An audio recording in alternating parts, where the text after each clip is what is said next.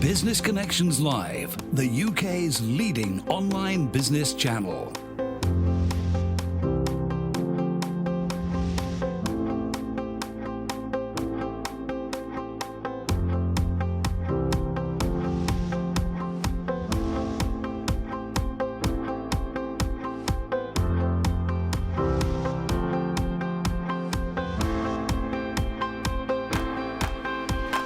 This is Business Connections Live with Steve Hyland. Hello there, welcome along. This is Business Connections Live, the program for entrepreneurs, SMEs and business owners. Now, on today's show, we're going to be talking about how to find the ideal clients and to win more business. It's what all businesses are all about. Listen, you don't have a business if you don't have any customers. But how do you go about doing that?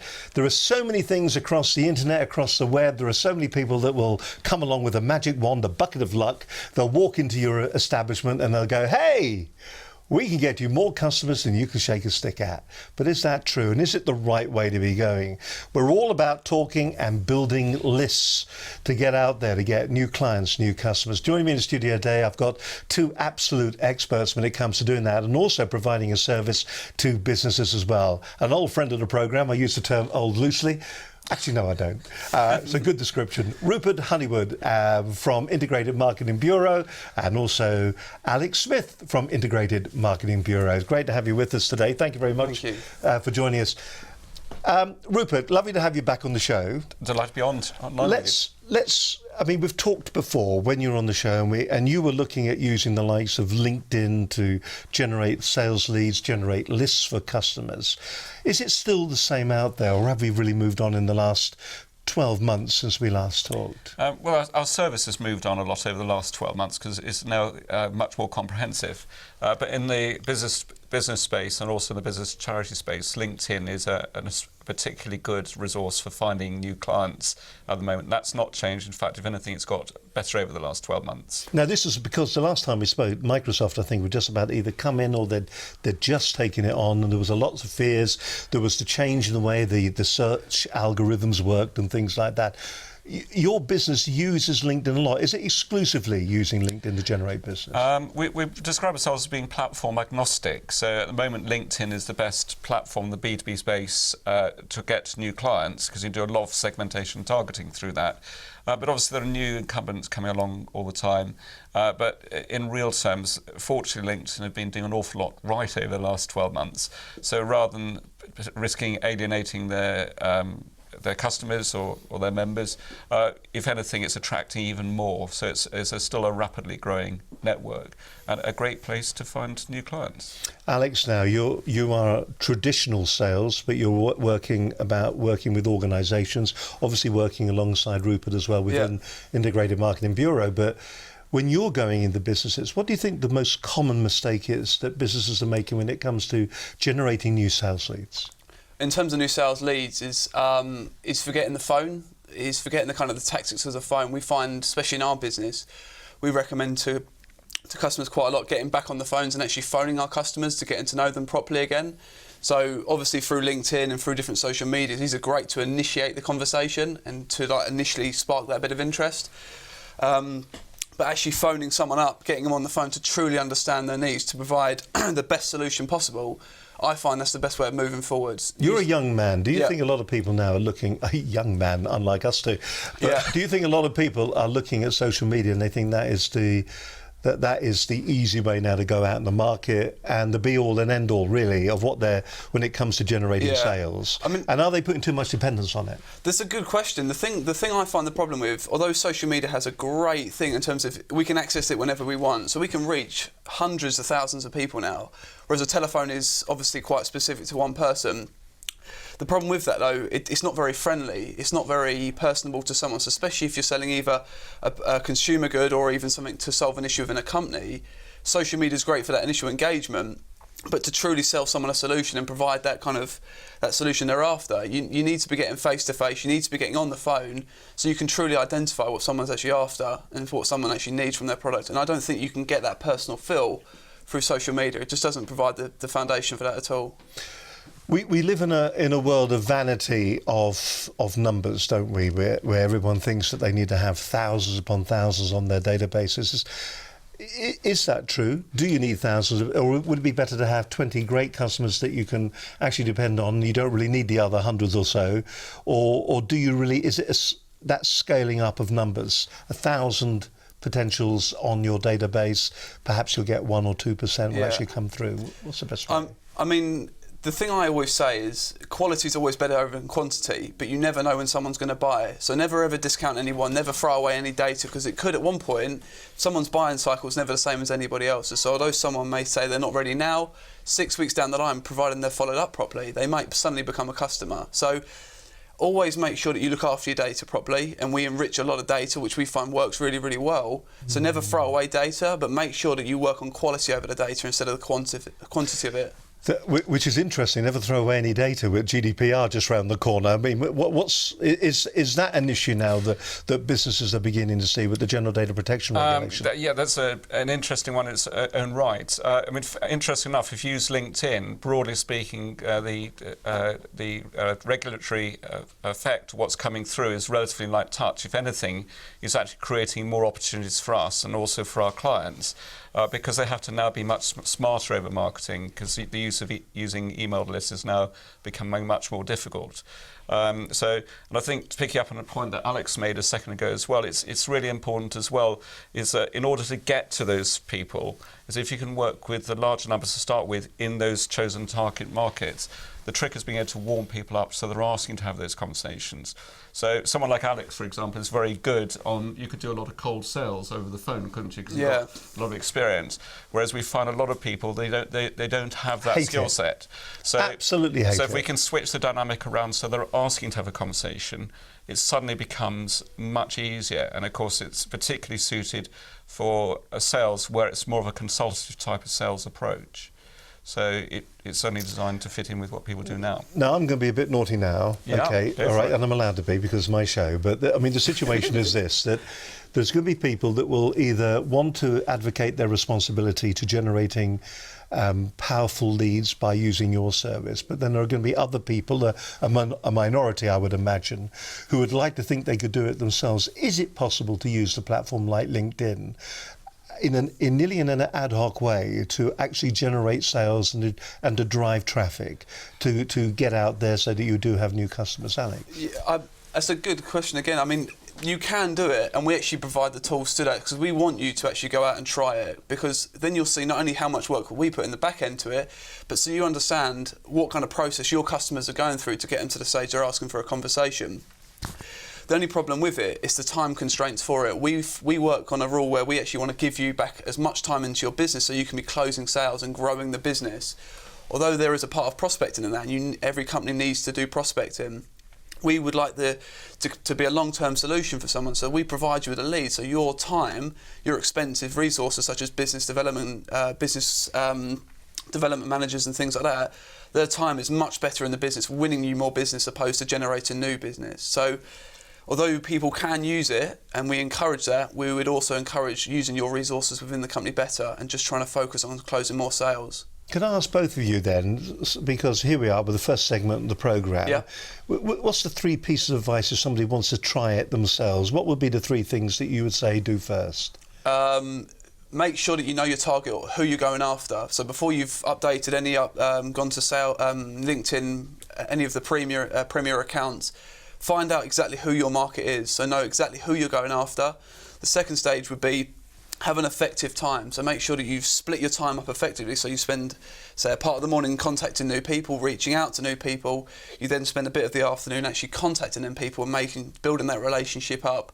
The problem is I find a lot of people, they do a little bit here, a little bit there, a little bit there, and it's not really consistent on anything. So what I'd say is know exactly who you're going after. Break the day up, spend a bit of the morning just focusing on, say, new development. Fresh in the morning when people just arrived at work, get them while they're there. Towards the lunchtime and afternoon, just build and working on those relationships. So you've done your prospects in the morning, get on the phones in the afternoon, really hit those people after lunch and see if you can generate some business through that way. And the third bit is consistency. There's no point running 1,000,000 miles an hour for a second. Set a plan out, and every single day a little bit, just to keep that momentum going. Because as I said earlier on, you may not get someone on the first day, but it might take 5 phone calls to get to them, but it might be a £100,000 deal. So be consistent in what you're doing. What about you, Rupert? Have you got another 3 to add to that? Has he just stolen your thunder? No, I think I'd agree with that 100%. I mean, obviously, we talked a little bit about segmentation before we came on the show. Yeah. And what we find a lot of the time, for example, LinkedIn is a really good case in point. There's 23 million people on LinkedIn in the UK alone now. And even if you threw away 5 million of those, or just assume they're fairly dormant profiles, there's still 18 million people. But the challenge is, if you're trying to reach, you really need to understand your market and the people you're trying to reach, because in real terms, otherwise you're trying to dilute your effort too much. So by actually segmenting and honing down, that suddenly makes everything much more achievable, much more possible. So people can certainly do it themselves. The big thing is that we can help people to do it on scale. And it's the way you've got very hungry sales teams. Ultimately, we've got good sales teams with what we do as well, makes a massive difference. Right, over the rest of the programme, we're going to be learning about why understanding your ideal customer persona and correct customer segmentation are so important. We're going to be looking at that in a little bit more detail in a few moments' time. How to avoid burning through cash and make your marketing work, maximising your return on investment. That's something we all know about, I think, actually. Be more human. Why does the 3-step social selling blueprint really work? Who's going to be explaining that later on? I'll gladly deal with that later on. Thank you very much indeed. Along with what really drives you and motivates your sales team to success and closing more sales and winning more business. That's all that come on this edition of Business Connections Live. It really is a real insight. If you are using LinkedIn at the moment, well, listen, what kind of success are you getting out of it? Please do leave a comment under the programme. If you're watching the show on Facebook, please leave it under the show right now. If you're watching on YouTube, give us a like, subscribe to the channel, blah, blah, blah, blah. And also, if you don't mind, tell us how you're using LinkedIn to be more successful within your organisation as well. So all to come, still a lot more talking about how you can grow your business and find the right customer on this edition of Business Connections Live. You're watching Business Connections Live. We're live every Monday here at lunchtime, and it's great to have your company as always. There's over nearly 300 hours of great business content online. I had to think about it for a moment, but there's just so much there at businessconnectionslive.com. I'll give you all the appropriate web addresses and things like that in just a few moments' time. Now, last week we were talking about retirement. Alex, retirement is what happens when you get old. Right, okay. Okay, just sort of point that out for you. What is old? Exactly, it's what we are. You speak for yourself. Speak for myself. Are you prepared? Are you prepared for your retirement? Was the question we were asking in last week's edition, and it was an interesting thing. I think it probably frightened a lot of the viewers who were watching the show last week. It was a really, really cracking program. Really enjoyed it. Jill Matthias was joining me in the studio. She's a psychologist and an NLP practitioner, and she was talking about how to celebrate your retirement years. If you missed the program, here's the highlights from last week's edition of Business Connections Live.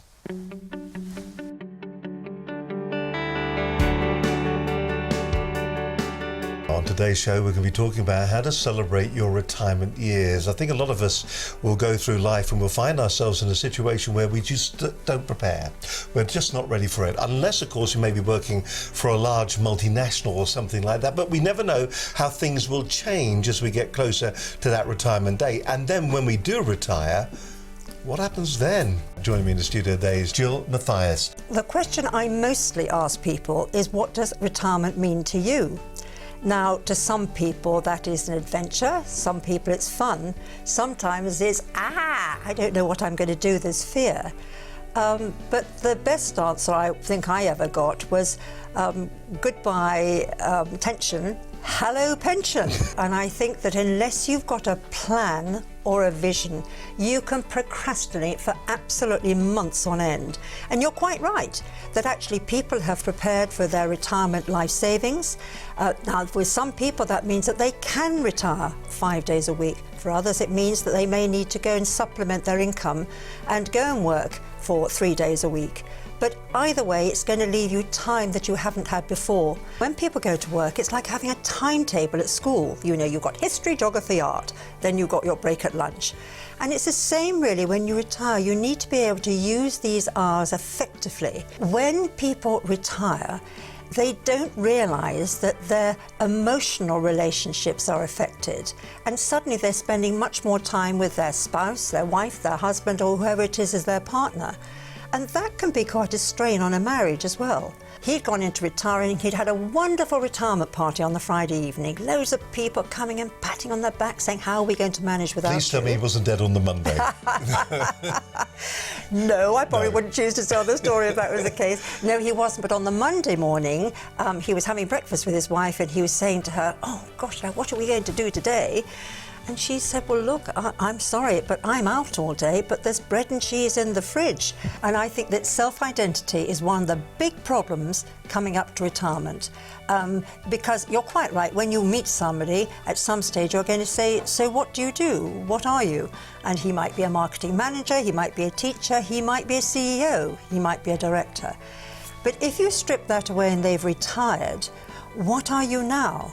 I've come out of business now. What are the challenges I want to do? What is it I don't want to do? What do I enjoy doing? What did I enjoy doing as a child? And there are lots of ways that you can actually move this forward. I'm a great believer in people journaling what they have done with their feelings and thoughts. And I think the opportunities, you see, when you go into retirement, you've got the University of the Third Age. You've got all these opportunities to be able to relearn things that you didn't have time to do when you were working. It's really important that as you're coming up to retirement, to go and discuss the time with your partner, spouse, whoever it is that you're living with. And if you're not living with anybody, to go and assess how you're going to deal with relationships, where your friendships are going to come from, because they will change. Hello, I'm Jill Mathias, and I am a psychotherapist, NLP master practitioner, a pre-retirement specialist coach and trainer. Lucky you, so you're about to retire. But now what? I'm sure that you've planned your life, at least probably financially, and with the best guidance and advice from pension consultants. But have you planned your lifestyle, retirement emotionally, and the change in your relationships? Have you defined your short, medium and long-term goals? Have you planned the retirement that you want and not what others may want for you? And how about your fears and worries about self-identity and who you are? Arguably, this is the most important transition stage in your life. And do you know that only 10% of employers prepare their employees for this massive lifestyle change? Defining short, medium and long-term goals is absolutely crucial. How can you get there without a plan or a vision? How can you really enjoy a happy, active and fulfilled retirement? How can you possibly achieve this? Well, you can with my help.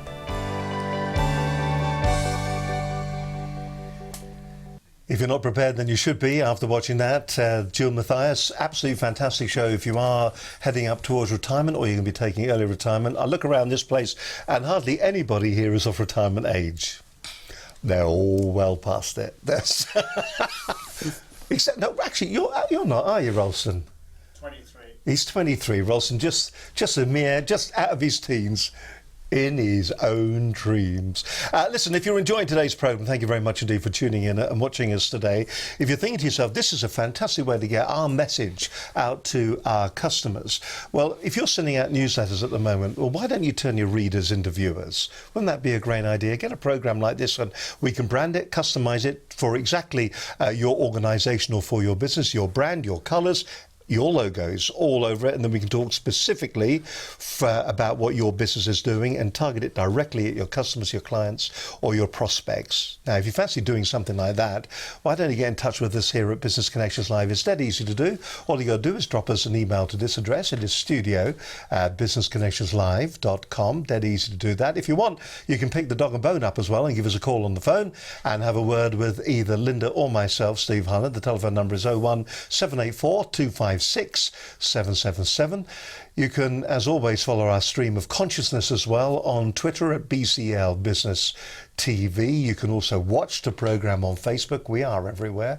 But don't forget, go to the website where you'll find a whole load of information. I think the website's probably going to change a little bit later on in the year. I think there may well become more of a premium service. So get in now if you want to get that free information. As I said, nearly 300 hours worth of great information for businesses, be you a startup company, if you're looking for funding, if you're looking to maybe look at marketing or sales or how to increase your databases or whatever, even GDPR is in there as well, then you can go to businessconnectionslive.com. It's as easy and as straightforward as that. We look forward to talking to you, and really do pick the phone up and give us a call, and let's see what we can do for your business and help your business grow. You're watching Business Connections Live, a great show for you today. In the studio today, we're talking to Rupert Honeywood and Alex Smith from Integrated Marketing Bureau. Rupert's been on the programme before. We talked that. Let's just explain exactly what you do, because I suppose Integrated Marketing Bureau, if I was to sum it up, I would say that what you do, you help people develop and grow their LinkedIn profiles. You then make certain that you qualify the people that they are connected to. You find other people that they should be connected to. You qualify. You then put the proposition to those people. You get them to a point where they want to know what the resolution is, and then you give those leads, those hot leads, to your clients as a call to action, so that they pick the phone up, and as Alex was saying earlier on, they pick the phone up and they call them and they do something with that information. Is that about right? Yes, that's very good. Well, there we go. Yeah, I have been listening then. You have. I'm going to give you a 10-second version of that as well, which is basically we want to work with our clients to help them win more business as a done-for-you service. But that was framed very eloquently, so thank you very much for that. Well, that's a description of the nuts and bolts, I suppose, what you're saying there. Yes. Because there are, and I think that is the issue, there are a lot of people out there that will go into businesses and they will make that very simple water cooler pitch and claim. So if that is the case, what differentiates what you do from what they do then? Well, I think with ourselves, there's really 3 distinct steps.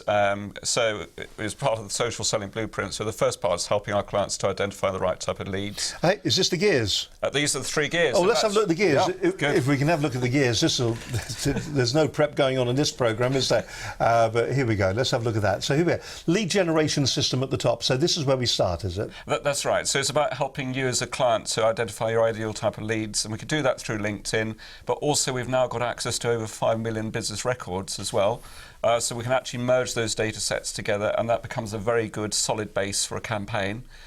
We then plug in what we class as a prospect nurturing process, and that's really a 6-step process. So it's about finding the right people in that target market, and then through conversation online, getting people warmed up to the point where they're asking to have a sales-based conversation. And the final part really is to do with the sales optimization piece, where we start to hand those opportunities over to our clients to close more business.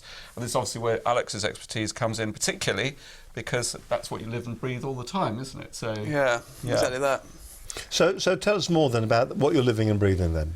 So in terms of the sales, what we kind of work on is the actual culture. So in terms of sales, what the actual sales teams are going into, before we look at any form of sales training or incentives or anything like that, we actually make sure that the culture that people are going into, Steve, is a nice environment. Considering you spend kind of the majority of your day and week at the working in place, we want to make sure that you kind of feel fulfilled and kind of proud to be working for a company. If you look at people that work at, say, Apple, or people that have, say, like the brand of, say, Harley Davidson tattooed onto them, these brands have created such a culture that you're proud to say that you work with them or that you are associated with that brand. So you as a third-party company, you go in, and do you then take the place of should we say, the sales director, the sales manager as such, and you give advice at that level? No, we never take anyone's place because they know the inside of their business very, very well. We are just merely giving our opinion on it.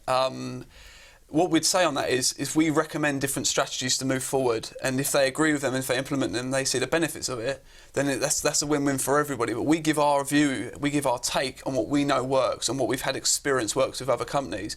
We share that with directors like yourselves or people that are actually trying to achieve similar results. It's then up to you if you want to implement that and see those changes for yourself. So what's the issue then? You go into businesses, is it because you've got this lack of expertise? And you were saying outside, you alluded to the fact that what tends to happen, the sales manager tends to be the highest performing salesperson in many organisations. So it's nearly the Peter principle, isn't it? Promoted to your level of incompetence. Just because you're a good salesperson doesn't mean that you're actually going to be a good sales manager. Yeah, I mean, something we'll touch on hopefully a little bit later on is the difference between actually a manager and We're touching it right now. Oh, let's go for it then. There's a difference between a manager and a leader. Now, a manager is someone, I think, who worries about the bottom line of a company, say the bottom line of a monthly figure, a monthly target, or a yearly target. A leader is someone who worries about the staff, the people that achieve that bottom line for him. Now, he makes sure that they are at their best possible potential, whether it's he deals with them on a personal level, whether he incentivises them in the right way, but his team are the people that make that bottom line happen for him. Now, a leader recognises that. So he doesn't worry about the bottom line because his team will look after that for him. What he worries about is how he gets his team to that point. That is quite a leap, though, isn't it? Surely it's I would just say is it not a combination of both? A little bit of both. If you don't have an appreciation as a leader of what your team is achieving and how they're doing it, then you may not be able to motivate the team in the most appropriate way. No, I think that if you find out what makes people individually motivated and incentivise them in the right way and actually personally care about these people, those targets and those that they'll all take care of themselves. Incentivised team that doesn't know what it's doing won't achieve the target, will they? No, that's a good point. You obviously need to set goals, but your goals is obviously to relate to them, and part of that kind of understanding your team. I think that's what I was trying to get to, the fact that there are measurable goals, and I think this is the thing that goes back through the other part of using LinkedIn, isn't it? It's the fact that everything these days is measurable, isn't it? That's right, and I think tying in very well with what's coming out of here is that we could do a fantastic job of creating sales-based opportunities for our clients. The crucial bit is when we hand things over. So it's very important that a company has got a very strong sales team, or if you've got a very small company, you've got perhaps one or two directors and they're responsible for the sales themselves, of making sure that they really understand their product and can engage with clients in the right way, but also they've got the passion, sense of vision and purpose to really drive things through. And obviously in the case where we've got larger teams, especially with what Alex is talking about there, that ties in very well with what we're doing because it's very, very much a symbiotic relationship. Our success with the client is equally our client's success and the other way around. So we are very keen to work very closely with our clients. Let's talk about persona of a client. I wasn't trying to catch you out earlier on. I was just trying to have absolute clarity. It's all right. It helps the viewers, doesn't it? That's good. Let's talk a little bit about understanding the persona of our customer or our potential prospect, because we're very quick to call anybody a prospect, aren't we? Just because we've met them or bumped into them in the supermarket, all of a sudden they become a prospect, or even a client in some people's cases. So when it says to understand, how far down do you need to go to understand their persona? Is it a case of understanding their industry and their industry needs, or is it more than that? Some people would say that you really need to know what they had for dinner last night, what TV programs they watch, and some people say, actually no, you don't need to know that. You just need to know where they are within business and what their business requirements and needs are. How would you sit on that? Yeah, it's very interesting because actually we were speaking to a potential client last week, and we thought it might be a really challenging one to help.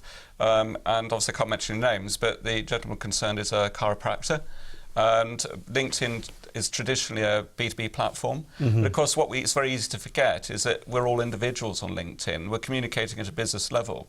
And if you then look at chiropractics, for example, as a case in point, I hadn't realised, for example, the scale of skeletal problems that people have and back problems. It's actually quite a big problem generally within the wider population. And then when we started to drill down on it, we thought, okay, well, how can we then narrow down people by certain industry types? So, for example, people who are doing a lot of office-based removals, or it may be people spending too much time sitting at a desk, or it could be someone who's is more likely to get sports injuries, in which case they play certain sports. Well, a lot of that's very much tying in more around the persona part of the whole thing. So with LinkedIn, you can do some really clever things. So you can search by industry, which is great because you can choose higher... Motor industry, by the way. If you're looking for backs, knees and backs, motor industry, and also the plumbing industry as well, knees and backs. Yeah, that's and also Gordon's just told me in my ear when he was changing his bed. changing his bed. It was agony, he tells me. You poor old sausage. Anyway, yes, but so it's that's interesting. where you can do a lot of really good stuff. But if you were to not use some sort of smart search like that, you'd be probably missing a lot of opportunities. So using a combination of key phrase search and segmentation, you can do a lot of search around that, get a really nice honed-in list, and then you've got could start to build a bit of a pipeline through interacting through conversation online, leading to sales-based opportunities, and of course then everything starts to happen just like magic.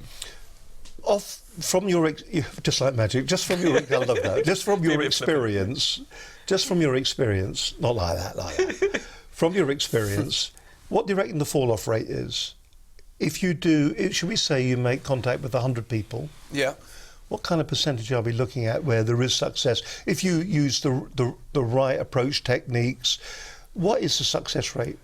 Realistically, let's just take easy numbers. So realistically, if you speak to, say, 100 people, 50 to 70% of them are going to have some sort of engagement with you, of which about 25% of that will get to a point where actually they're talking about your specific product.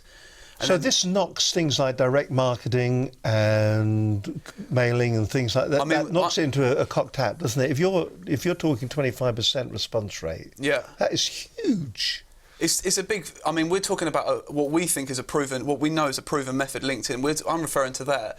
You have got other forms of marketing, things like email marketing, which has got lower success rates simply because there's so much noise in that space. You think about how many emails you receive on a day-to-day basis. It's very hard to stand out from the crowd, whereas what we do, we make ourselves known, and that we're saying 25% of the people that we engage with on a sales-based opportunity, about 8% of those are coming through that we're giving over as leads to customers. Now, that's the bottom end of our numbers, but that gives you as a viewer a much clearer kind of idea of what we can achieve as a minimum. 8% out of 100 are coming through, which I think is still a strong return. And that's people actually physically putting their hands up. So the big thing is picking up from what Alex is saying is the reason those stats are high is because people already been very well segmented in the first place.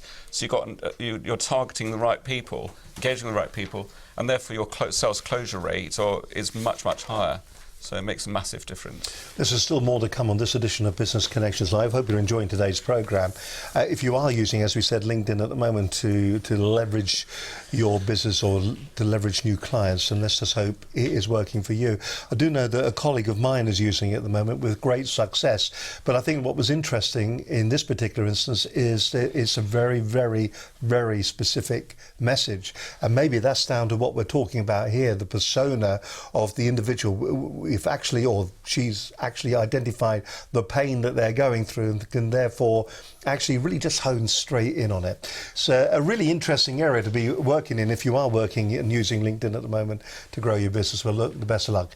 And our guests in the studio today, Ruben Honeywood and Alex Smith, Integrated Marketing Bureau. More from them in a few moments' time. Well, hello there. Hope you're fine. There you are. See, you've been with us so far. If you've got any comments on what you've heard so far, please don't hesitate. Do drop us a tweet if you wish, or go onto Facebook or go onto YouTube if you want to come through to us here on the programme. Now, one area of business that a lot of people have problems with is when it's like these two here, standing up to those hard questions. What do you do when you get a really tough business question? How do you handle it, particularly when you're in front of the media? It's interesting. Alex has never done anything like this until today, and you're doing a fantastic job, if you don't mind me saying. Thanks, you're coming over really confident. Thanks. And it's and maybe that's because of your professionalism in sales, and you've realised it's no more than just selling to a camera. Yeah. We had Michael Dodd on the program a little while back. He was joined us on the 2nd of October of last year. He was on Business Connections Live 198.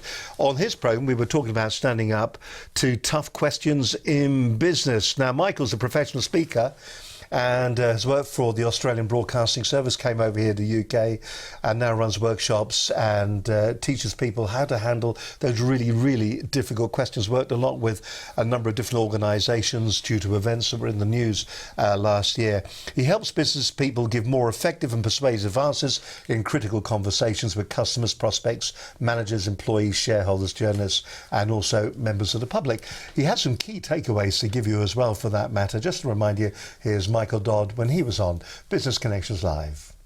So, I'm Michael Dodd, D-O-D-D. I'm from Australia, but I've been living in London for a long time, and I work on 6 continents around the world, not Antarctica yet.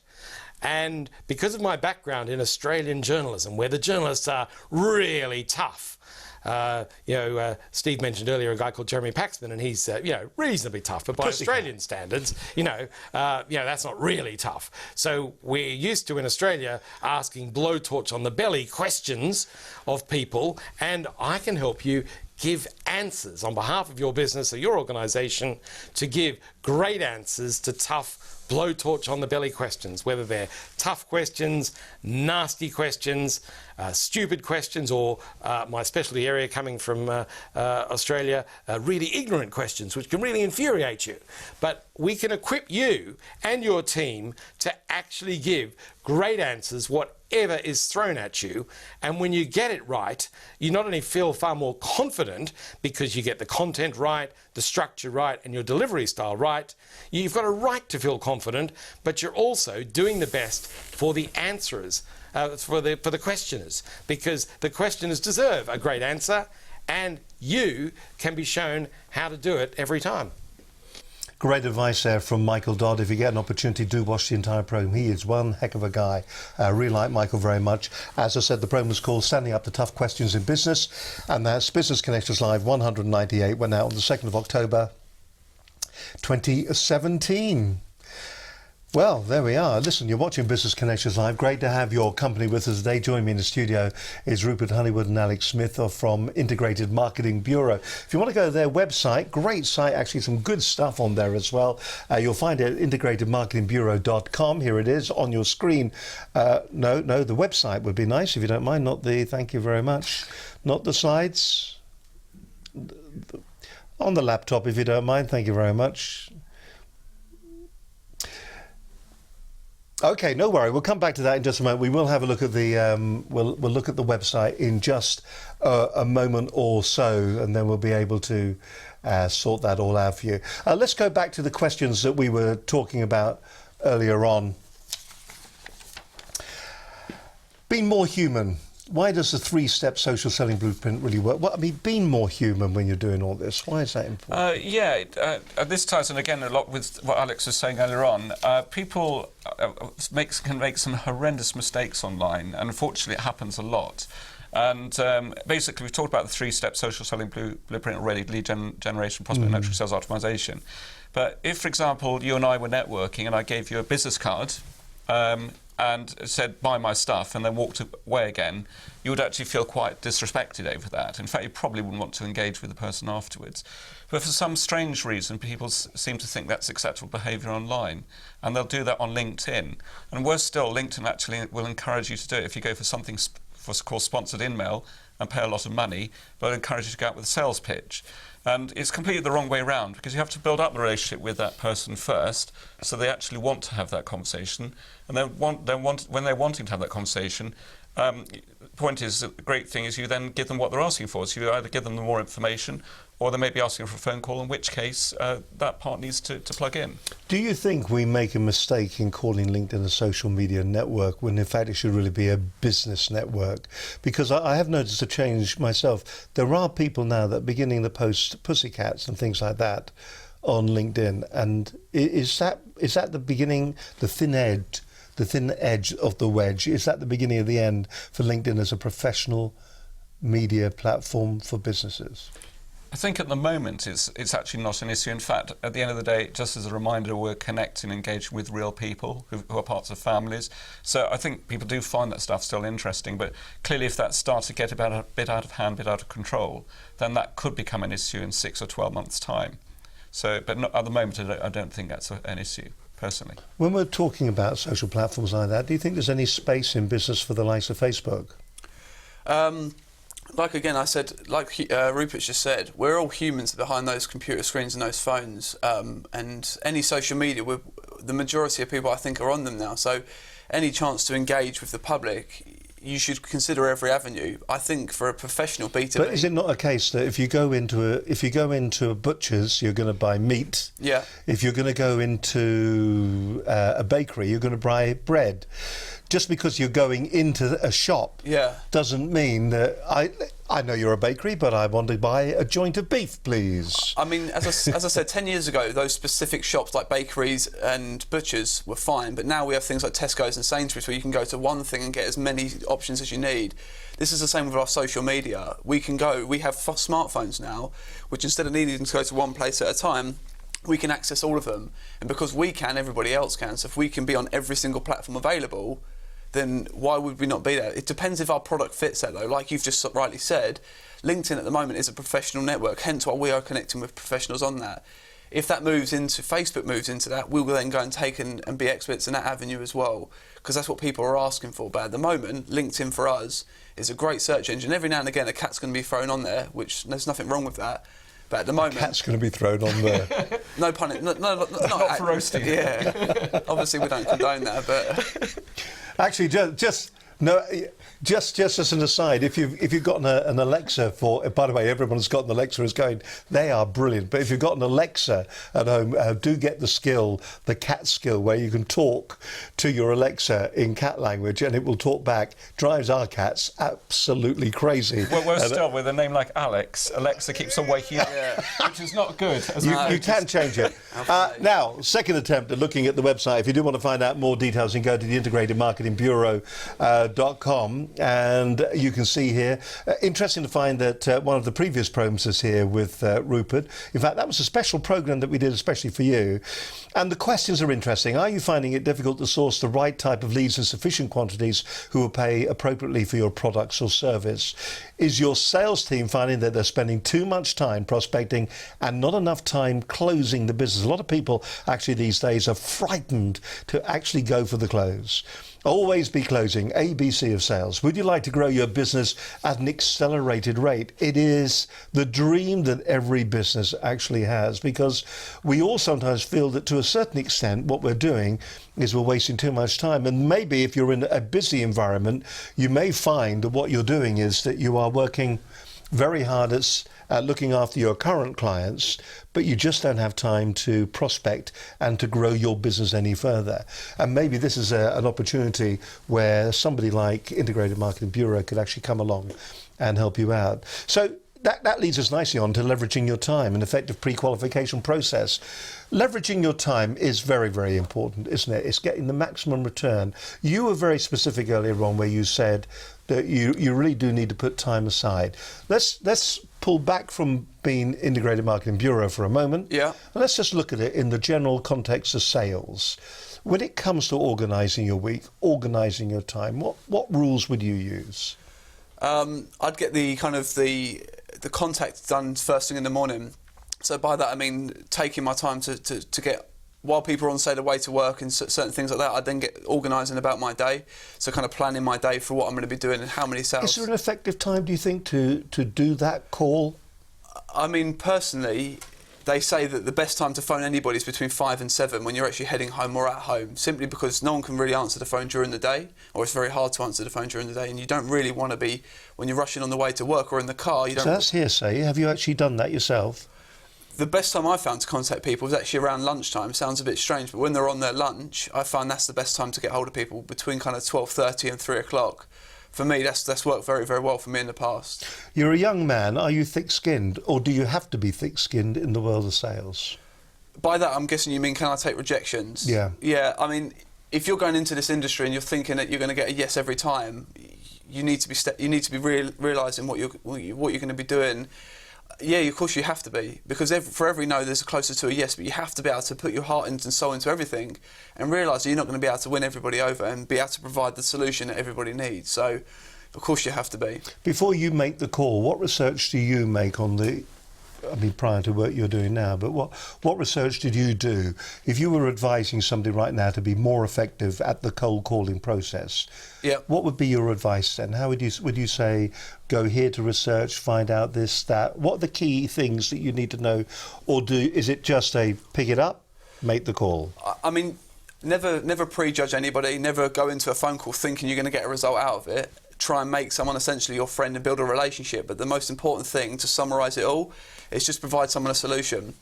So don't try and sell them anything, don't try and get them off the phone, just try and see if they need the solution that you can provide. If they need it, you said earlier on about always be closing, I'm not going to contradict that. I'm going to say that if you open up someone in the right ways and you provide the right solution and the right options, they will essentially close themselves. You might need to handle a few objections, but providing you've opened them up and they can see you can provide the right solution, they will essentially be needing your product and your service. We always ask people to do in a second, Rupert. I can see you're No. aching to go there. You're aching to go there. But in a sales process, then, most people find the opening line the most difficult. So typically, if you were phoning me up, completely cold call. Yeah. Are you a "How are you today" kind of guy? Yeah. How do you start that call initially? Because you don't know the person on the first name terms, always start with the last name, just as a very brief, it's just a respect thing, depending upon who you're talking to, obviously, but for the elder generation, even my age, I've been spoken to Mr. Smith before, and I find it's respectful. You don't know the person yet, you haven't built that relationship. They can't call me Alex yet, in my personal respect. So always start with a last name, and just quickly outline what the call's about. I'm just briefly giving you a call, have you got a minute of your time? And then so you've set an agenda, you've told them you're going to be there for a minute, it's not a long sales call, and you've got your point straight across, you've been honest, and have you got a minute of your time? So for yourself, Mr. Highland, hi, it's Alex from Integrated Marketing Bureau, I've got a brief minute of your time to talk? And your answer to that is we can either reschedule a call, or I've got a minute of your time where I can just give a brief overview of what the call's going to be about. And if it's no. If you say no, that's fine. It's either my job to overcome that or to find out why you're saying no. Are you time constrained? Are you in a meeting? Are you walking the dog? Whatever you're doing, I'll overcome that, and then we can advise the time I can phone you back, and then we can move forward. But I've built that relationship because I've built that trust in there straight away. Rupert. Yeah, I think that's really good. I think especially what Alex has talked about there, it particularly applies in what you class as almost like a cold sales environment, where you're having to make a lot of outbound calls. I think the nice thing is because of what we do as a service, we can go in help our clients much more where they are not so well trained from a sales point of view, because if we can provide a really good flow of leads where people are asking to have sales-based conversations, the dynamic completely changes. So rather than being a sales call, it's much more of a consultative type of approach. It's more about building a relationship. You probably would use someone's first name there because you've already been communicating on first name terms via social media. So I think the two are very complementary, but if you're a little bit frightened of sales, the way we can deal with it is a very soft approach. Alex, of course, has got years of sales experience, and coming from that angle, that in those type of scenarios in a cold sales environment, that works particularly well. All right, there's a lot with both of them working together as well. Yeah. Okay, this is more to come from Rupert and Alex in just a few moments' time. I mean, the programme has flown by. We hope it's given you some bit of an insight, or maybe at least some advice, in fact, to find out what you should be, or maybe potentially what you could be doing within your own business to increase sales. I think it is a real fear that many people have when it comes to growing their business, picking that phone up, doing the cold call. And I think a lot of time, and you probably do this as well, you go onto LinkedIn, you find your ideal person, the ideal persona, you feel they're going to be right for the products or the service that you provide. You feel that you can actually provide a real solution for these people, so you link in with them, they link back. And there's a question. Do you take it off the LinkedIn platform, or is it all done through the platform? Only when people are ready. So when people are asking to have that phone call or that meeting or to be communicated by email, then we only take it off LinkedIn at that point. But we want to do that as quickly as we can, because as Alex was saying earlier, the sooner you can have that phone conversation or that meeting, the better chance you've got of closing that piece of business.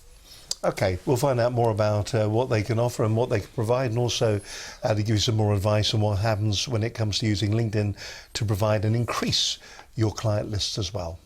You're watching Business Connections Live. We're live here on a Monday. Last quarter of the show. Can't believe we've gone so quickly. It's been one of those kind of programs that's been really, really interesting. Now, of course, thousands of you are watching this on YouTube. You're watching it on Facebook. Maybe you're watching it on Roku at the moment, or you're listening to it on the train at the moment. Hello, if you're listening to us on the train, on Blueberry or Stitcher or one of the many other podcasting platforms. Or maybe you've downloaded us from iTunes. Now, thousands of you are downloading each and every month on iTunes. We'd like to thank you for that. but we do need your help when it comes to iTunes. iTunes is probably the most successful and the largest of all the platforms that is out there when it comes to getting a program out to a global audience, and that's what we're trying to do here with Business Connections Live. When you go onto iTunes, what would be great, if you listen to the program, please leave a review. Tell us how great you think Alex is. Explain the lessons that you learned from hearing from Rupert. If you think the information you got today is good, then why don't you let us know and leave a 5-star review. It is dead easy to do. Just log into your iTunes account. You can view the program in iTunes. When you go there, it presents you with a tab that says ratings and reviews. If you click on that tab, just there like that, it'll then take you to this bit here where you can leave and write a review. All you have to do is click on that tab, give it a bit of a title, give us a 5-star review, say how great the show was, and then the next time somebody is watching an alternative business program on iTunes, we will then be a recommendation for that person to watch us as well. It is a great way of growing the program. The audience at the moment, predominantly UK of course, but huge audience in America, huge audience in China. Hello to all our Chinese viewers watching the program on iTunes at the moment. Thank you very much indeed for making us one of your choices to get better business information out there. So thank you very much indeed.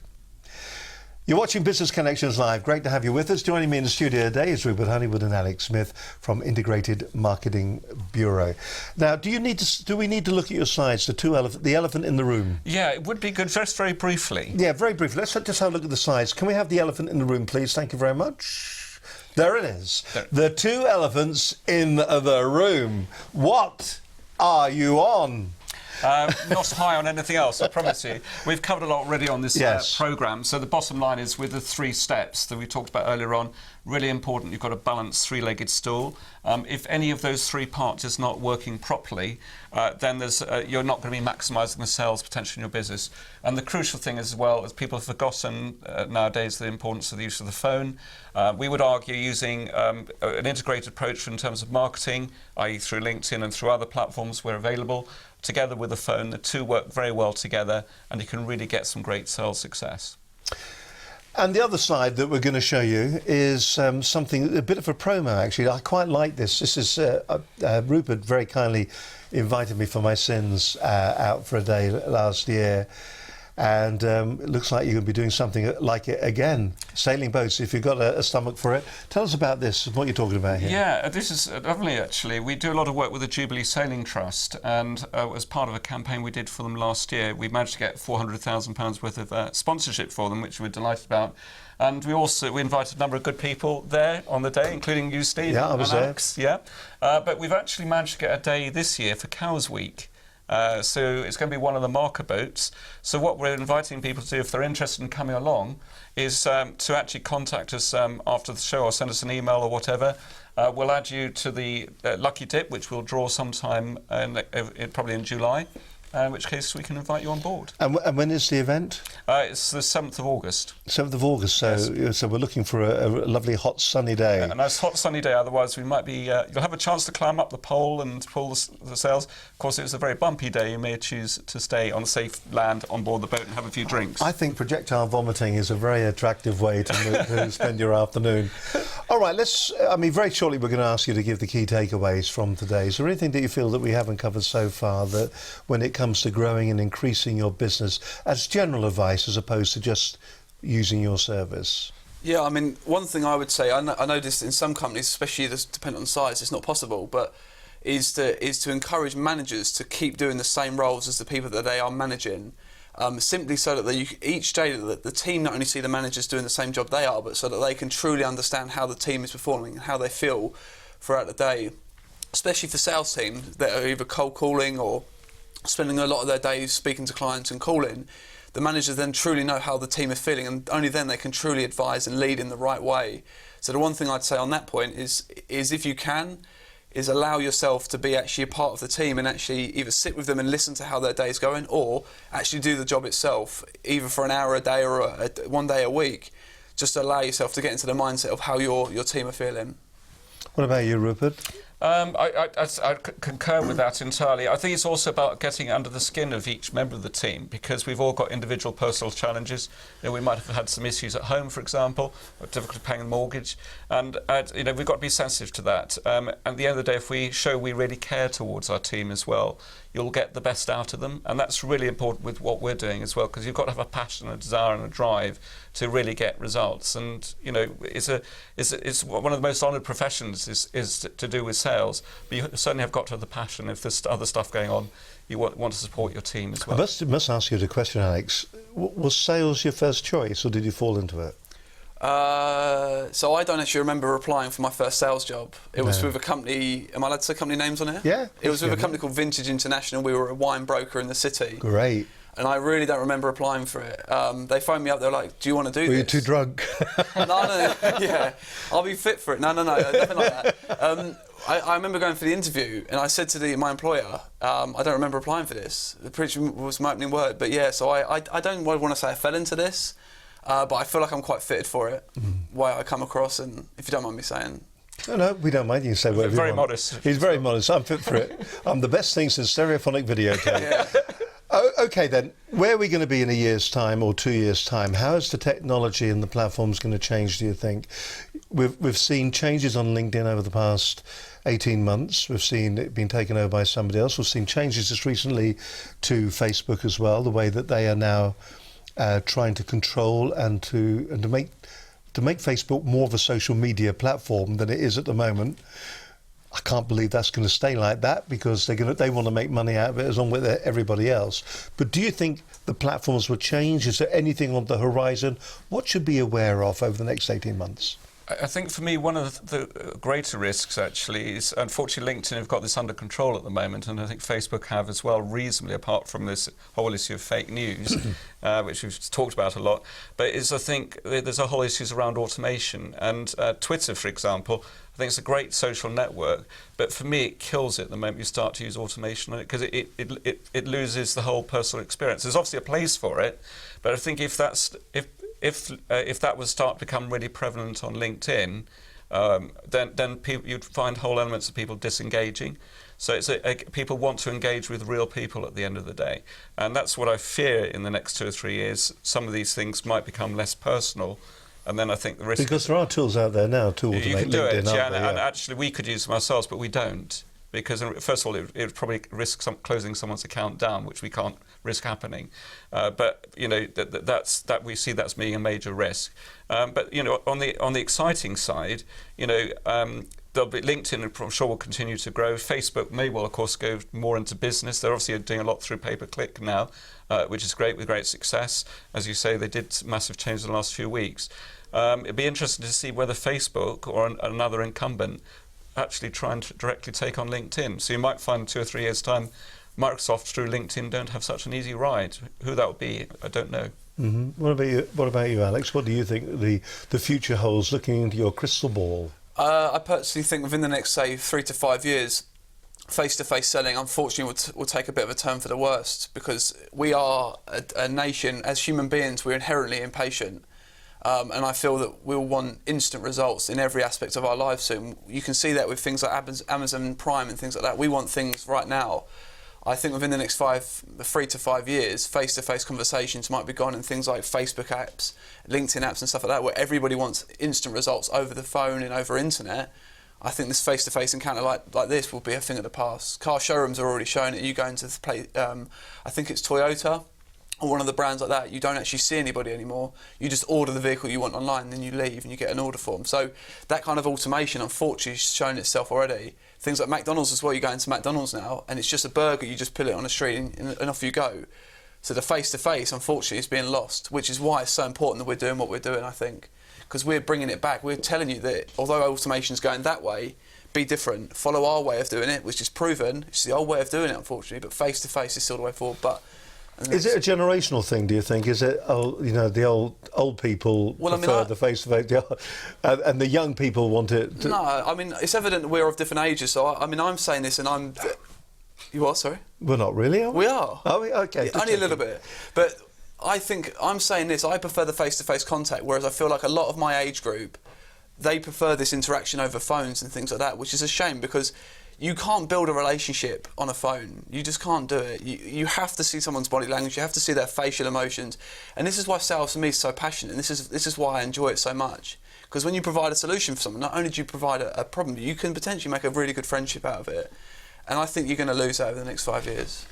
Very interesting, actually, when you think about it. I mean, having worked in the direct response TV market, of course, the whole thing there was that what you were doing, they wanted instant gratification. So the whole problem was you would sell something on screen and getting it to them as quick as possible was the other bit. And you're right about Amazon.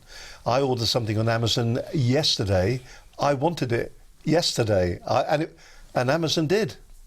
I ordered in the morning and it was delivered in the afternoon. Mad. And that really just it didn't have to leave the house. There's a talk, I don't know how true this is, I read something a little while ago that they're trying to develop drones to go in the sky. Yeah, they are. With only small packages. Obviously you wouldn't have like anything bulky up there, but like blimps up in the sky. It's not going to happen, is it? Well, Is it? I don't know. What do you reckon, Ralston? it? Do you reckon it'll happen? It's gonna happen. Yeah, Ralston reckons it's going to happen, and Ralston is a big drone pilot and very good at it too. Okay, listen, we're nearly at the end of the programme. And what we always do, we always ask for the key takeaways from the pair of you. Trying to remember that it's not business specific, but it is industry specific. And it's advice that we're looking for, concrete advice that our viewers can go away with. Who wants to start? Shall I leave the last word to you? Alex, it's all yours. Straight down this camera there, that camera there, whatever number that is. So really say who you are, where you're from, and the key takeaways we need to remember. The airways are all yours. Hello, I'm Alex Smith. I work for Integrated Marketing Bureau as a sales and a partner.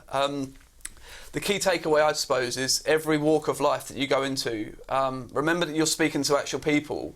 So whether it's face-to-face or whether it's on a telephone or a computer, remember, these people are like you, they have feelings, they have emotions. Whether that's in a sales environment or whether in a professional environment, try and think about it from someone else's point of view. Don't just answer on your kind of ideas. Think about it from someone else's point of view, how your words will have an impact on someone else, and then take that back into either a professional environment. And like I said earlier on, when it comes into sales, don't just sell something, provide a solution based upon what they're feeling. So qualify someone properly and really make sure that you're providing a solution, not just selling for your own benefit. Brilliant, absolutely fantastic. So pick the bones out of that then, Rupert. Yes, so straight down that one then is yeah, yours. right, okay. I can only compliment that. Obviously, what I would say is stick to the three-step social selling blueprint. Remember to focus on lead generation, prospect nurturing, sales optimization. And Steve very kindly said I could give a little plug. This is a book which we produced recently on how to find potential clients on LinkedIn. I have to say Steve was a great help with this because we had previously appeared on the show. We've turned that into a transcript with a how-to guide. And basically, if anyone wants to contact us after the show, just email me at rupert@integratedmarketingbureau.com, and I'll be pleased to arrange to get one sent in the post to you. Dino, thank you very much indeed, and thank you very much to Rupert Honeywood and Alex Smith. Actually, this is all about marketing. I think this is what's interesting about this is that every week we have a different person come on the programme and we talk about their expertise and the different things that they actually achieve. And not many of them, hardly any in fact, have actually taken the time out to produce a document like this one. This truly is the entire show as an ebook.